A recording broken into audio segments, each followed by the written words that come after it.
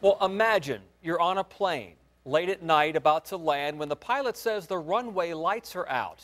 It happened this weekend. Both the airline and the airport say they are not at fault.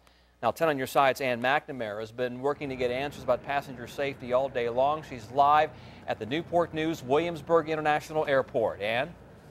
Tom, it's important to note that that flight did land safely. It was a U.S. Airways Express flight, but questions still remain. Today I spoke to the airline, the airport, and also the FAA to try to get some of those passengers' questions answered. My heart was racing and I really didn't know what was going on. Marianne Harris was on U.S. Airways Flight 3668 Saturday night. She flew from Charlotte to Newport News, but just when she thought the plane was about to touch down on the runway, it abruptly ascended back into the air. Once at a safe height, Marianne says the pilot explained what happened. The pilot came on and told us that they could not reach anybody at the airport and that the lights were not on the runway. A scary thought for many, but here's what passengers like Marianne didn't know. 6 months ago, the Newport News Williamsburg International Airport installed LED lights on the runway in an effort to be more efficient. The lights are always on from 6 in the morning until 11 at night, while someone is manning the air traffic control tower. After 11 at night, the Norfolk Tower controls flights into Newport News, and those LED lights, they go out, unless a pilot turns them on. Pilots can turn the lights on from the cockpit using a remote radio device. But in Marianne's case, the pilot claimed he could not get the lights to turn on. Marianne's pilot determined it was not safe to land and instead did a loop around the airport and spoke to air traffic control in Norfolk about the problem.